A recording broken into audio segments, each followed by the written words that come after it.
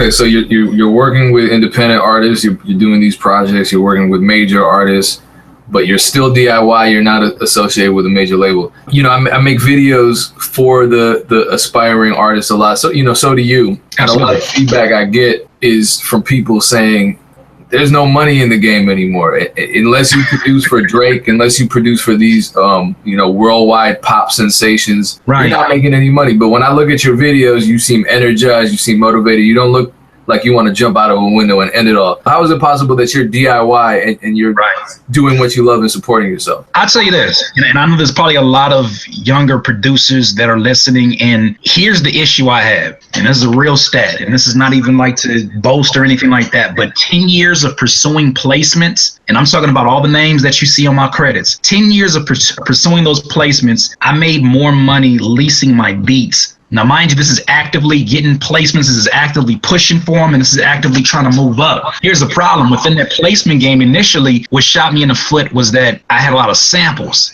And when you got the samples, obviously you got to go through the clearance situation. A lot of times you're not getting paid what you would have gotten paid had it been an original beat, because you're kind of cutting in on publishing, you're cutting in on opportunities for the music to get placed.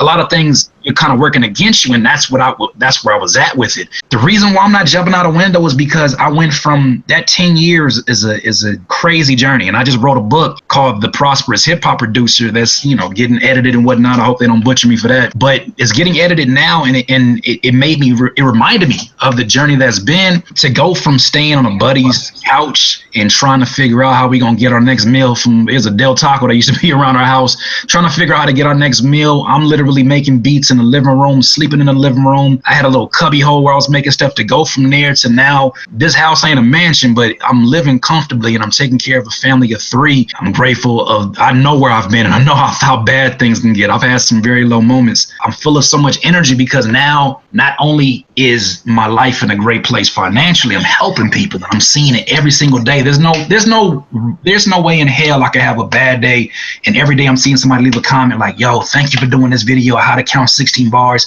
It may do something different for somebody else. For me, it fulfills me. Something Tony Robbins always says is that as human beings, we have 6 needs, but if we fulfill these 2 needs, we'll forever be happy and fulfilled. And those 2 needs are growth and contribution to a bigger cause. This is what I'm doing. I'm growing every day by making myself a better producer, learning different things about the tactics and the skills.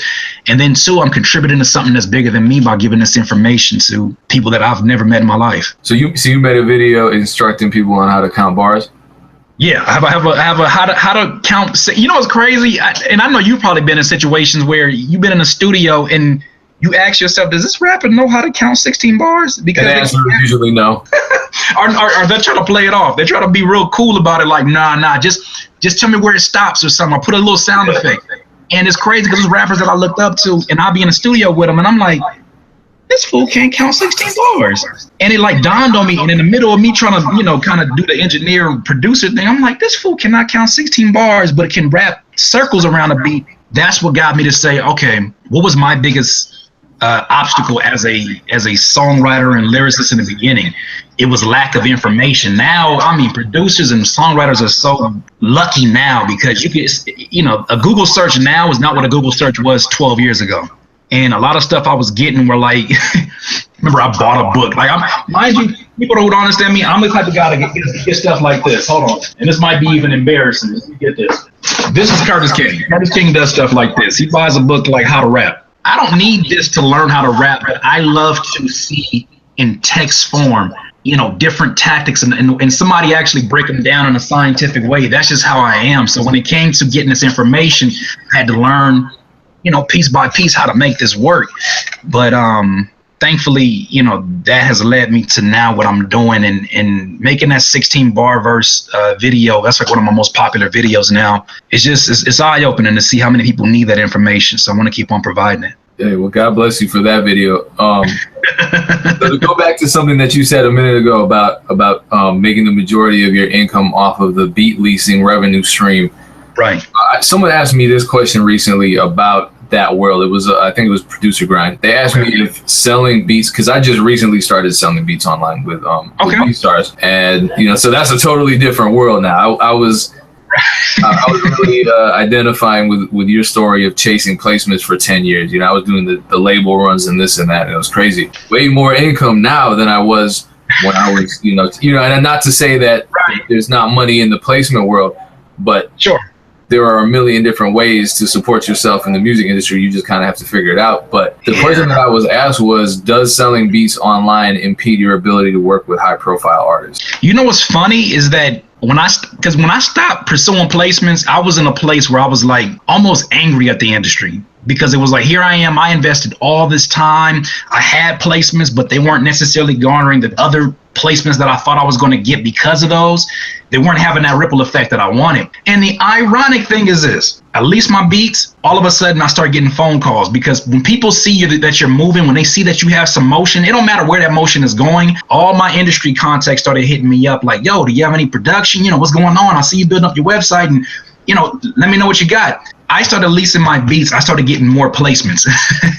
The irony of it, like even a buddy of mine, Awesome Beats, he leased a beat to a buddy of Jay Mills, and Jay Mills ended up using it, and that becomes another placement within his belt. Now, obviously, it's different when it comes to the amount of money that you get, but to know that you can still get those placements and still keep your tracks, because there you already know the situation where you can send a beat to somebody, and on average, you send a beat to somebody, say they want to use it. You don't hear back from them for 3 or 4 years, or not 4 years, 3 or 4 months if you don't have a relationship with them. Yeah, 3 or 4 years for me. That's even realistic too, right? Yeah. And then you actually get word you got the placement. Still got to wait another quarter before you get that actual distribution of money. So in this whole time that you're waiting, you're accumulating debt. If you're not getting other placements, that's what I was doing. I was accumulating debt, and then too, I wasn't generating income because I was doing this full time. So to answer that question, I don't think it impedes anything. I think if anything, it puts you in a position where our biggest problem as producers, artists, whatever the case may be, is obscurity. I learned that from Grant Cardone, is that our biggest problem as small businesses, whatever you want to call it, entrepreneurs, is obscurity. How do you get yourself to be known for something? And hopefully something sustainable and something positive. For me,